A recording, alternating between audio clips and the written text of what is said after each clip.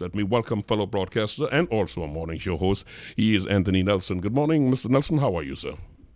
Hey, good morning, Rennie. Good morning to the people of Trinidad and Tobago. Certainly hope it's as sunny and bright a morning as it is in Barbados. Well, let me say, it promises to be. I have what you desire in Barbados. I have rain here.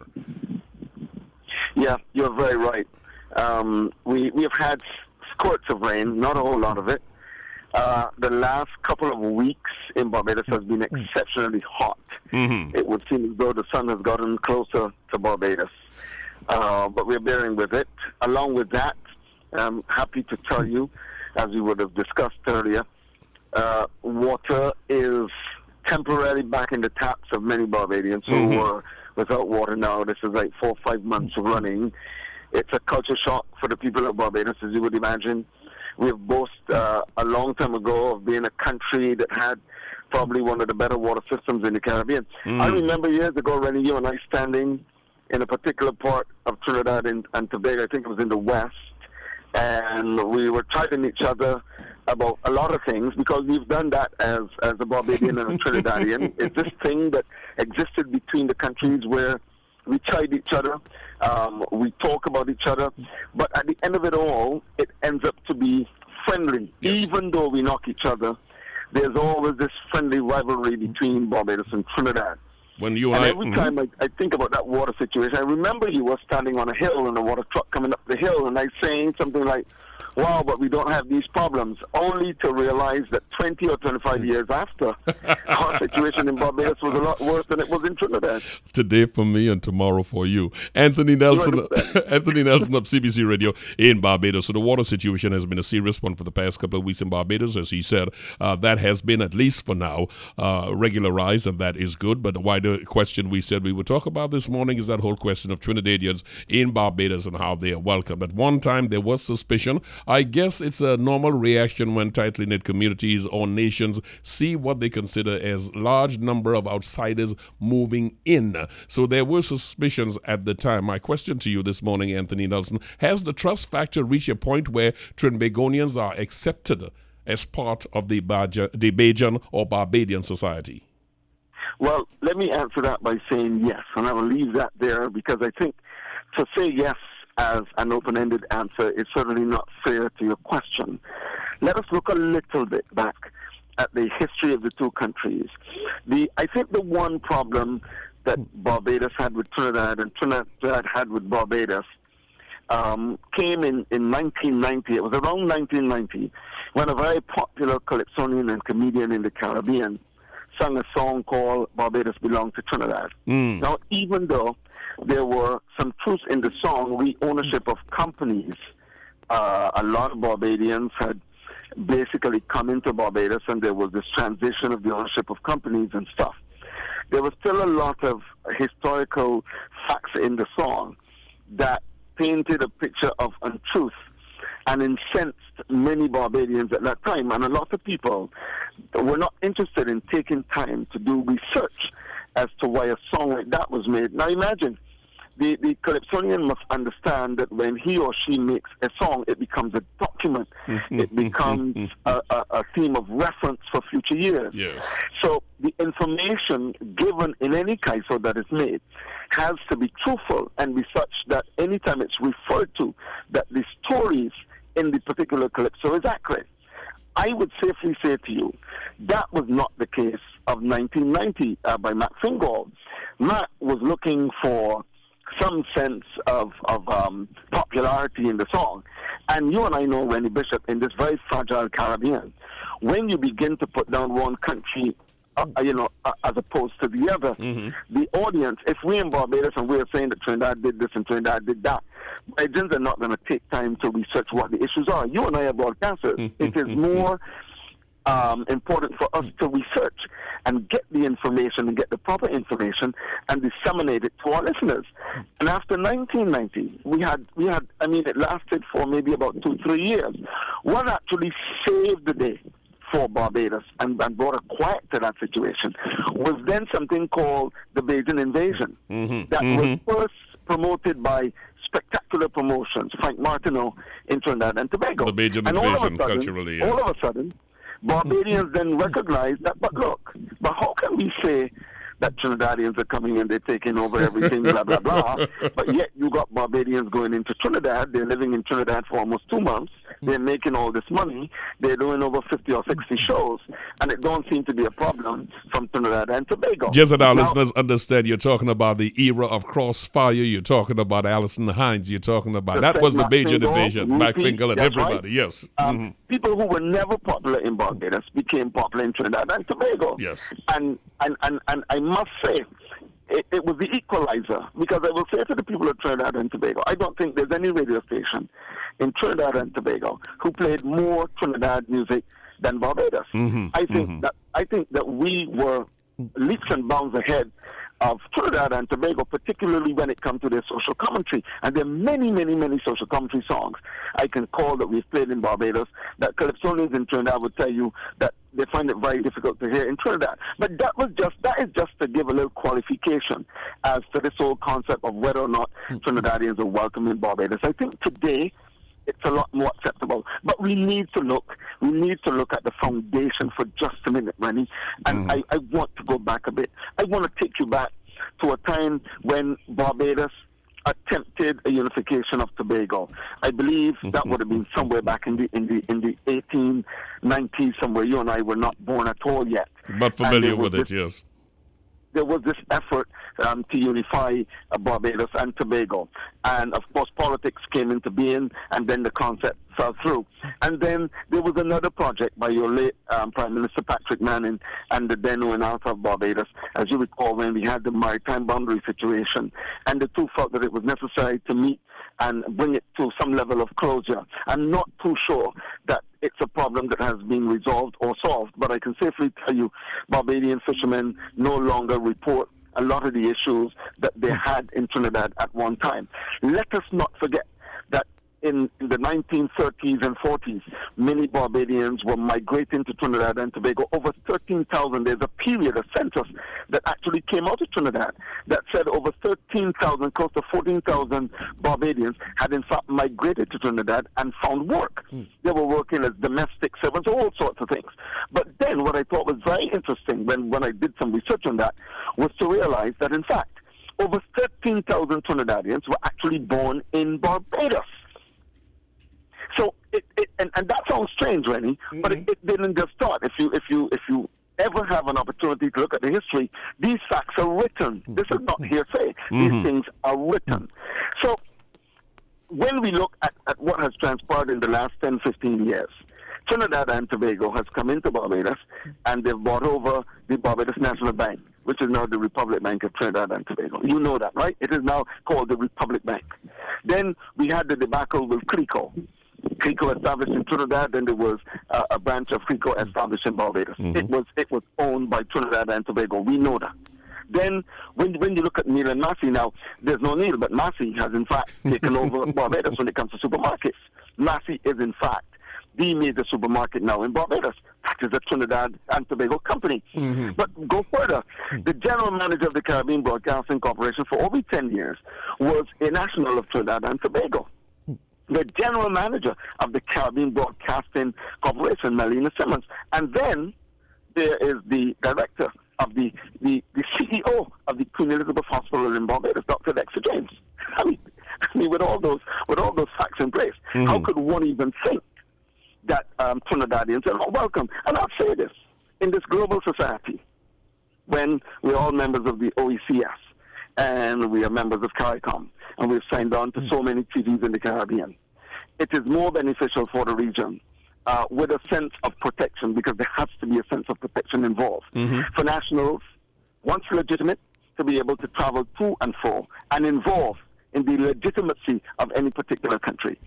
We have seen the migration of many people across the world to the United States. We've all been involved in that, Rennie. And the buildup of the United States was not based on Americans. The buildup of the United States was based on many, many international immigrants who went into America and made it the great place it is.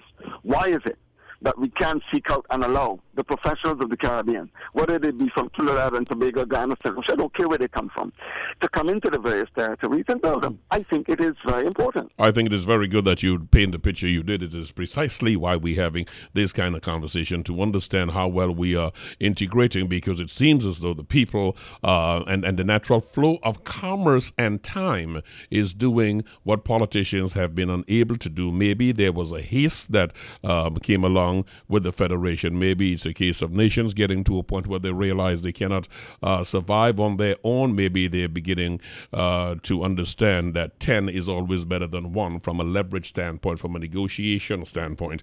And because we are all in the same basin, in the same region, it makes sense to talk about intra-Caribbean trade and accommodation. That is the reason we're having this discussion. So the question, even though, and you raised it a while ago, but you were so well into what you were doing, I did not want to interrupt, but I will just ask the question as an appendage to. Suspicions always was there on the foreign ownership question, as you articulated. Would you say now that this is no longer a suspicion or a fear, no longer an issue in Barbados, but an acceptance that they are part of the building of Barbados and not foreigners coming in from Trinidad, but in fact they are Caribbean people, and it's all right? Is there a better feel on the streets from Barbadians as to this fact?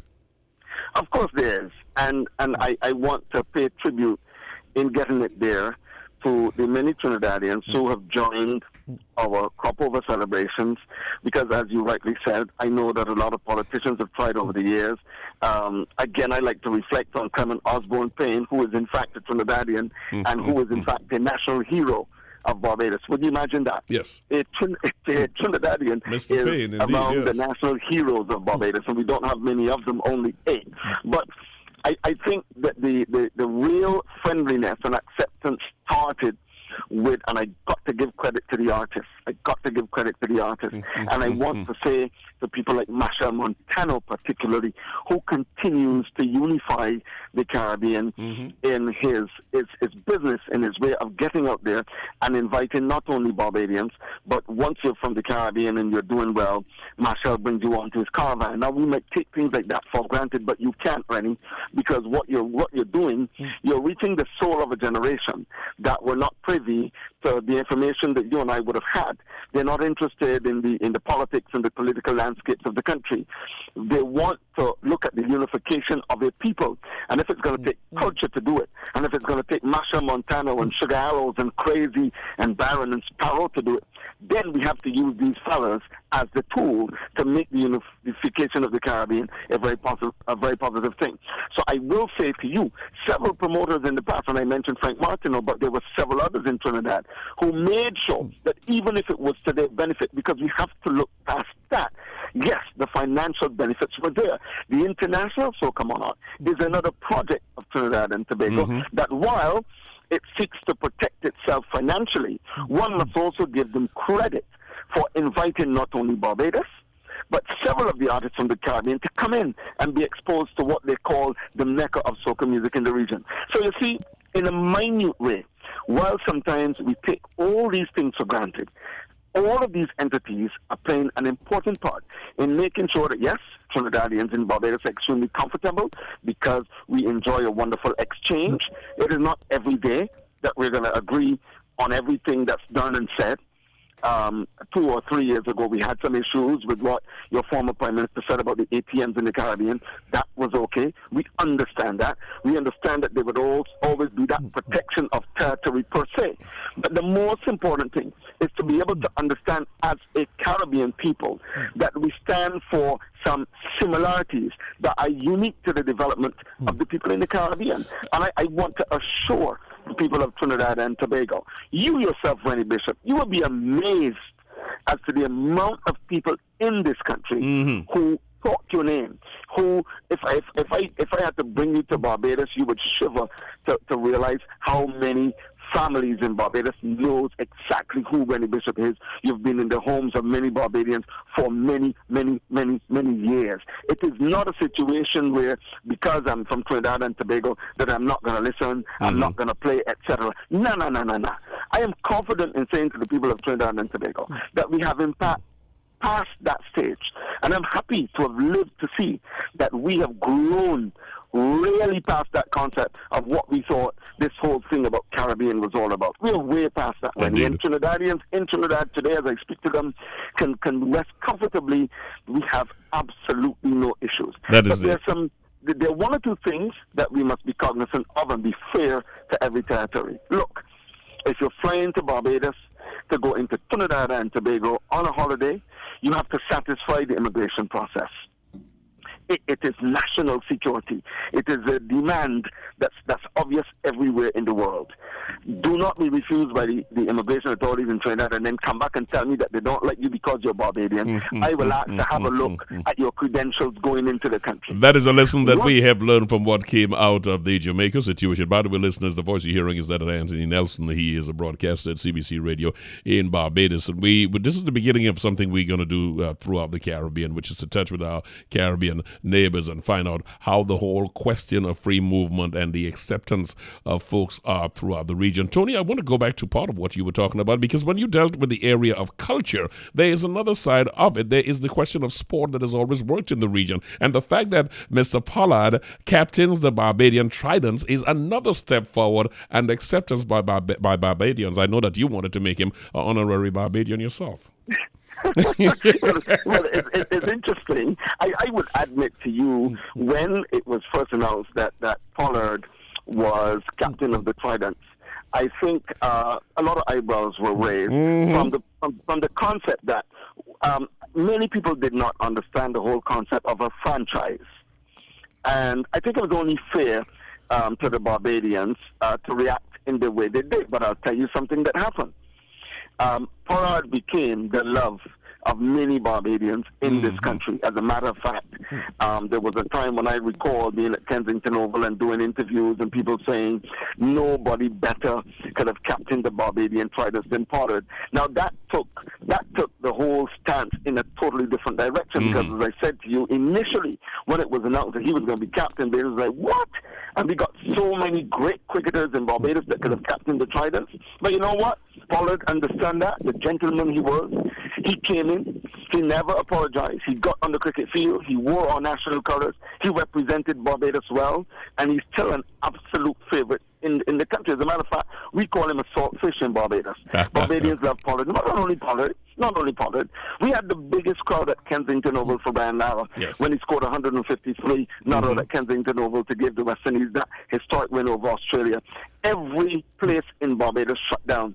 When Brian Lara was about to break Sir Garfield Sober's record, there was a lot of talk about, a record that stood for 36 years. Why on earth would Brian Lara want to do it? And it took the said Sir Gary Sobers to calm the nerves of Barbadians and say to them, cricket must go on. This is a youngster who is from the Caribbean, so he is allowed to break the record.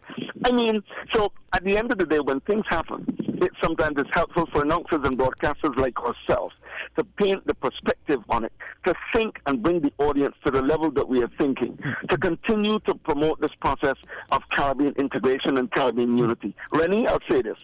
Up to this morning, I told my colleague, Eduardo, who's in Trinidad and Tobago right now, left on a flight this morning.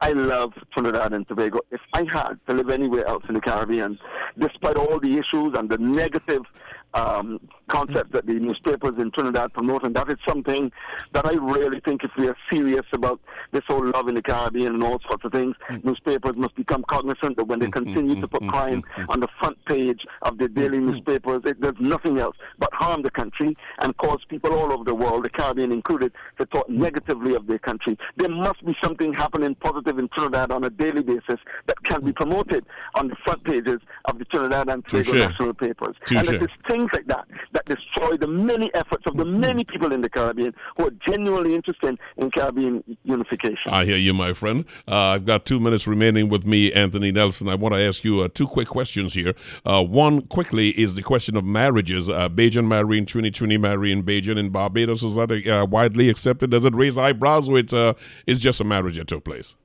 Not at all. Listen, the women in Trinidad are pretty. The men travel to Trinidad and Tobago to marry not only pretty women, but nice women. I mean, I've had my experience with that. Some of the finest people in the world. We've always, no, honestly, man, we've always talked about the difference in cultures, and you know, we think Ghana, Trinidad people are some of the best cooks in the world. Bajan men will tell you, look, don't have no problems with Trinidad and Tobago. I'm sure there are many Trinidad and Tobago women who will tell you that they've come into Barbados, they've gotten married, they've said, I've got a lot of nice friends here in Barbados who came here and they got married. A lot of men went into Trinidad for Carnival. We don't even debate the fact that the most beautiful women in the world hail from Trinidad and Tobago. We don't debate that. That is not an issue. I think that many Barbadian women have accepted that. But Barbadian women themselves are very beautiful, and they understand that it's just a matter of choice. And we like it. And it's not going to end. It's going to get worse. Because let me tell you what's going on. A lot of the young people are a lot more open than we are or than we were. They're not interested in the politics of the country anymore. They're interested in the relationships that have been created and manifested in the region. And Trinidad and Tobago and Barbados are safe. And I think social media is breaking down those barriers. Tony, I got 30 seconds, but I got to ask you this: the impact of Trinidadians coming to Barbados in the context of tourism. Give me a quick snapshot of what that has been like.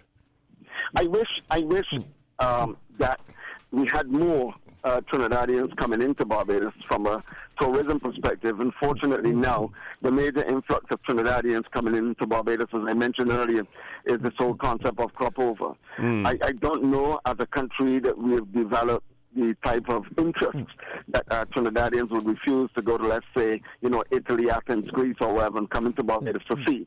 So they not coming would simply mean that we really have not created any of the physical attractions outside the fact that we have tranquil beaches and all the many things that are also very present in Trinidad. So if you're coming here, you're looking for a difference. So that's not their fault. The other thing, too, when it comes to regional integration, is the actual cost of tickets. When you and I know it's cheaper to fly to Miami than it is to fly from Trinidad and Tobago to Barbados.